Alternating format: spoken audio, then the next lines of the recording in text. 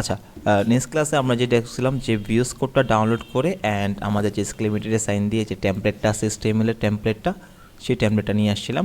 আচ্ছা, এটাকে ক্লোজ করে দিই। অ্যান্ড টেমপ্লেটটা নিয়ে আসার পর আমরা যদি একটু দেখি এই টেমপ্লেটের সকল ইনফরমেশনগুলো যদি একটু দেখতে চাই, সেটা তাহলে আমি যদি আমার নোট আছে, যে নোটটা আমরা ডেসক্রিপশন বক্সে দিয়ে রাখবো। ওকে, এখানে আছে HTML এর বেসিক স্ট্রাকচার যেগুলো আছে, ট্যাম্পলেটও বলা যায়, স্ট্রাকচার বলা যায়, যেটা আপনারা মন চায় আর কি ওটা বলতে পারবেন। হ্যাঁ, এখন দেখেন আমরা প্রথম দেখি ডক টাইপ। ডক টাইপটা কি?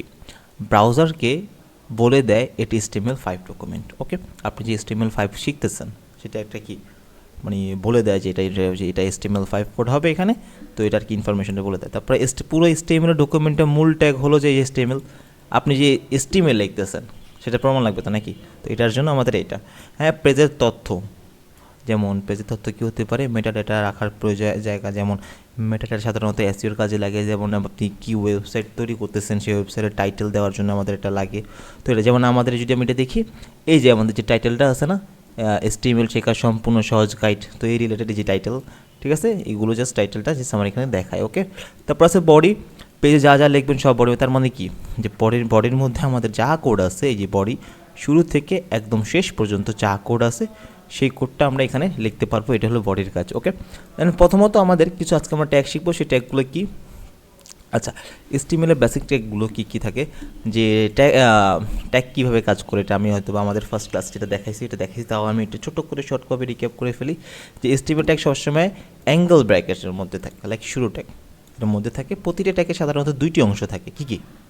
একটা হলো ওপেনিং ট্যাগ, মাঝখানে যে কন্টেন্ট থাকবে সেই কন্টেন্ট, দেন ক্লোজিং যে ট্যাগটা আছে সেটা। ওকে, তারপর আছে উদাহরণস্বরূপ পি ট্যাগ। পি হলো একটা প্যারাগ্রাফ ট্যাগ। ওকে, যেটা আমরা কাজে লাগাতে পারি আমাদের প্যারাগ্রাফ লেখার ক্ষেত্রে, সেটা আমরা সবগুলো নিয়ে আলোচনা করব। তো আসেন আমরা পি ট্যাগ নিয়ে আমরা আলোচনা করি। যে এখানে প্রথমত আমরা কি করব, বডির ভিতরে কোড লিখতে হবে, যেটা বলতেছিলাম যে বডির পি ট্যাগ লিখবেন। তো পি ট্যাগের মধ্যে কি একটা শুরু দিছি, একটা শেষ দিছি। শুরু আর শেষের মাঝখানে যাই লিখি না কেন সেটা আমাদের আউটপুটে শো করবে। ওকে, আমরা সেকেন্ড ক্লাসে যে আমাদের একটা এক্সটেনশন ডাউনলোড করছিলাম লাইভ সার্ভার, তো সেটার মাধ্যমে হেল্পে আমরা কী করবো, আউটপুটটা দেখবো। ওকে, প্রথমত পি ট্যাগে শুরু শেষের মধ্যে কন্টেন্ট লিখি, যে প্যারাগ্রাফ লিখে যদি রাইট ক্লিক করো ওপেন উইথ লাইভ সার্ভার যদি ক্লিক করি, এখানে যেটা ওপেন উইথ লাইভ সার্ভার কোনটা, যেটা আমরা এক্সটেনশন ডাউনলোড যেটা করছিলাম সেটা ওইটাই আর কি, যেটা আপনাদের আউটপুটের জন্য হেল্প করে। রাইট ক্লিক করে ওপেন উইথ লাইভ সার্ভারে ক্লিক করবেন।